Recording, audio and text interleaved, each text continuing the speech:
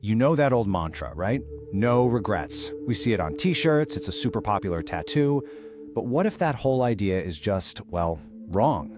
What if regret isn't this weakness we're supposed to avoid, but actually a superpower just waiting for us to unlock it? Let's dive in.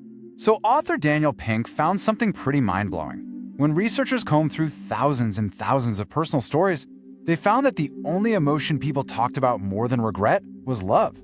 Just think about that for a second. Regret isn't some rare, awful feeling. It's as fundamental to being human as love is. And that brings us to our first big idea. We need to just bust this no regrets myth wide open. Because when you actually look at the data, this whole concept just completely falls apart. I mean, look at these numbers. A whopping 82% of people say that looking back and feeling regret is just a part of their lives, at least sometimes. And the number of people who say they never feel it, a tiny 1%. So this no regrets lifestyle, it's not just unrealistic. For pretty much all of us, it's impossible. And this really gets to the heart of it. Feeling regret doesn't mean you've messed up or that you failed. It just means you're human. It's a totally unavoidable part of our story. So if we can't avoid it, the real question isn't if we'll feel it, but what are we going to do with it? And that's where things can get a little dicey. See, the real enemy here isn't regret itself. The problem is what happens when regret gets twisted and turns into its toxic cousin, shame. And understanding the difference here, well, it's absolutely critical. Okay, this slide breaks it down perfectly. Regret is all about your behavior. It's that little voice inside that says, oops, I did a bad thing. And that feeling is what motivates you to learn from it and do better. But shame is different. It attacks your identity. It's the voice that whispers, I am a bad person. See the difference? It's not about what you did, it's about who you think you are. And that's exactly why shame is so toxic. It leaves zero room for growth. I mean, if you believe you're just fundamentally broken, what is there to fix? You're just stuck. This feeling traps you in the past and makes it impossible to move forward. So how does that flip get switched, right? How does this healthy, normal feeling of regret morph into this destructive shame? Well, it happens when we fall into these really common mental traps that keep us obsessing over the past instead of actually learning from it. We get caught in this thing called the if-only loop. You know it, if only I'd done this, or if only they hadn't done that. It always leads to one of two dead ends, either blaming ourselves for everything or blaming everyone else for everything. And that just fuels this cycle of harsh self-criticism, bitterness, and this victim mentality that keeps us completely and utterly stuck. But what if we could break that loop? What if we can sidestep all those mental traps? What's on the other side?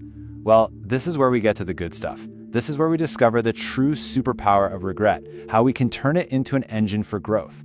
I really love this quote because it just reframes the entire purpose of regret. Think of it this way. Feeling is just the raw data our brain uses for thinking, and thinking is the plan for doing. Regret is just the feeling that forces us to stop and think so we can do better next time. It's a tool. It's for making us better. In fact, when we learn how to use this tool in a healthy way, it unlocks 3 really specific and powerful benefits. First, it actually sharpens our decision-making. There are studies that show people who think about their past regrets actually prepare way more thoroughly for future challenges. Second, it elevates our performance, right? Admitting where we messed up helps us not do it again. And finally, it deepens our sense of meaning because our regrets point like a giant arrow to what we truly, truly value in our lives. Okay, so what does this all look like in the real world? How do we actually process regret without letting it spiral into shame? The answer is a pretty practical toolkit built around one simple core idea: self-compassion. I mean, this is the root of the problem, isn't it? When we make a mistake, we are so incredibly hard on ourselves. We become our own worst critic. The things we say to ourselves, we would never say them to a friend or even a stranger. So the first step is just to notice that harsh inner voice and decide to choose a different path. So here it is. Here's your practical guide. Step 1, acknowledge the mistake. Just face it, head on. Step 2, understand the context. Now this isn't about making excuses, it's about seeing the whole picture. Step 3, take responsibility for your part in it.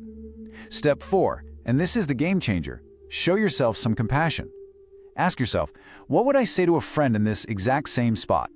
And finally, step 5, learn and grow from it. Pull out the lesson. This is the process that turns pain into real, lasting progress. And that right there is the ultimate transformation. When you handle regret in a healthy way, you don't just get over it, you integrate it. The mistake becomes a lesson, that lesson builds resilience, and you come out the other side stronger for whatever life throws at you next. So let's just end on this one last thought. Your regrets are like a compass. They're a crystal clear signal pointing directly to the things that matter most to you, whether that's connection or boldness or being a good person.